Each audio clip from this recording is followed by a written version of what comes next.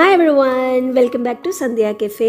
என்னதான் நம்ம விதவிதமாக மசாலாக்களை சேர்த்தாலும் இந்த ரோட்டு சைடில் கிடைக்கிற மாதிரி வெளியே நல்லா கிறிஸ்பியாக உள்ளுக்கு நல்லா ஜூஸியாக டெண்டராக உங்களுக்கு வரவே மாட்டேங்குதா ஃப்ரெண்ட்ஸ்? அப்போ நான் சொல்கிறேன், இந்த மெத்தடை வேணால் ட்ரை பண்ணி பாருங்கள்.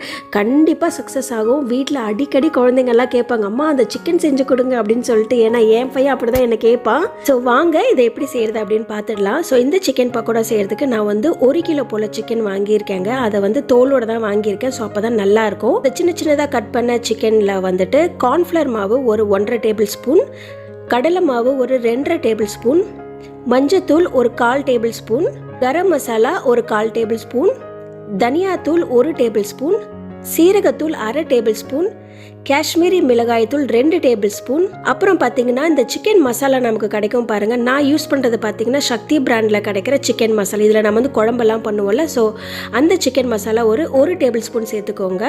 அதுக்கப்புறம் பார்த்தீங்கன்னா இஞ்சி பூண்டு விழுது ஒரு 2 டீஸ்பூன், லெமன் ஒரு 1/2 மூடி.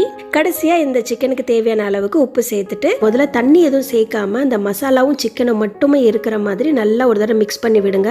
ஸோ மசாலா சிக்கனில் நல்லாவே பிடிச்சதுக்கு அப்புறமா தான் கொஞ்சமாக நம்ம தண்ணியை தெளித்து இதை நம்ம மிக்ஸ் பண்ணணுங்க. ஒருவேளை தண்ணி அதிகமாகிடுச்சுன்னா நம்ம ஃப்ரை பண்ணும்போது அந்த மசாலாலாம் நமக்கு எண்ணெயோடு உதிர்ந்து வந்துடும். ஸோ அதனால் ஃபஸ்ட்டு மசாலாவை மட்டும் சிக்கனில் போட்டு பிணைஞ்சி எடுத்துட்டு அதுக்கப்புறமா நீங்கள் தண்ணி கொஞ்சமாக விட்டு மிக்ஸ் பண்ணிவிட்டு நீங்கள் ரெடி பண்ணிக்கலாம். ஸோ இது ஒரு 1/2 hour to 1 hour நமக்கு ஊறினா போதுங்க.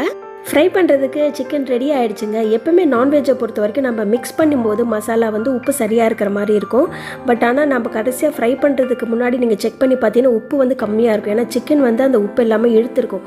ஸோ அந்த டைமில் நீங்கள் லாஸ்ட் மினிட்ல நீங்கள் மறக்காமல் கொஞ்சம் அந்த உப்பை டேஸ்ட் பண்ணி பார்த்துட்டு உப்பு நீங்கள் சேர்த்துக்கோங்க. அண்டு கடைசியாக 1 டீஸ்பூன் போல் சர்க்கரை நீங்கள் சேர்த்துக்கோங்க ஃப்ரெண்ட்ஸ். இது ரோட் சைட் கடையிலலாம் அஜினமோட்டோ தான் யூஸ் பண்ணுவாங்க. நம்ம அந்த மாதிரி ஆர்டிஃபிஷியலான எதுவுமே நம்ம சேர்க்கறதில்ல. ஜஸ்ட்டு ஒரு நல்ல ஒரு ஸ்வீட் ஃப்ளேவர் கொடுக்கறதுக்காக நான் ஜஸ்ட் 1 டீஸ்பூன் மட்டும் சுகர் சேர்த்துக்கிறேன்.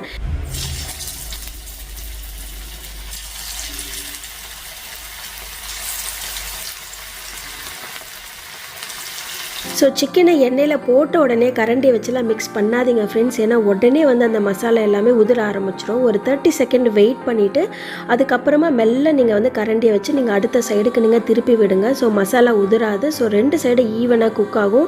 அதே போல் ஓவர் குக் பண்ணிடாதீங்க. மேக்ஸிமம் இது ஒரு 3 minutes குக் ஆனால் போதும். ஸோ உங்களுக்கே தெரியும் மேலே அந்த ஒரு கலர் சேஞ்ச் ஆகும். ஸோ அதுக்கப்புறம் பார்த்தீங்கன்னா சிக்கன் மேலே அப்படியே மிதக்க ஆரம்பிக்கும். அந்த டைமில் எடுத்துட்டா மட்டும்தான் உங்களுக்கு வெளியே நல்லா கிறிஸ்பியாகவும் உள்ள நல்ல ஒரு ஜூஸியான அந்த ஒரு டெண்டர் டேஸ்ட் உங்களுக்கு கிடைக்கும். பாருங்க, அஜினமோட்டோவும் சேர்க்கல அண்ட் எந்த விதமான ஆர்டிஃபிஷியல் கலரும் நம்ம சேர்க்காமலே நேச்சுரலாகவே நமக்கு அந்த ஒரு சிக்கன் பக்கோடா கலர் வந்துருச்சு பாருங்க. அண்ட் ஓவர் குக் பண்ணிடாதீங்க ஃப்ரெண்ட்ஸ். அது மட்டும்தான் மேக்ஸிமம் 3 minutes தான் ஆகும் இந்த சிக்கன் நமக்கு குக் ஆகிறதுக்கு. அதுக்கு மேலே நீங்கள் பண்ணிட்டீங்கன்னா ஒரு மாதிரி ரப்பரி மாதிரி உங்களுக்கு இழுக்க ஆரம்பிச்சிடும். இங்கே பாருங்கள், சிக்கனை நம்ம அப்படியே ஓப்பன் பண்ணுவோம். உள்ளக்கு எவ்வளோ டெண்டராக எவ்வளோ ஜூஸியாக இருக்குது பாருங்கள் ஃப்ரெண்ட்ஸ். ஸோ கரெக்டான பதத்தில் நம்ம உடனே சிக்கனை நம்ம ஃப்ரை பண்ணுறதுலேருந்து எடுத்துடணும்.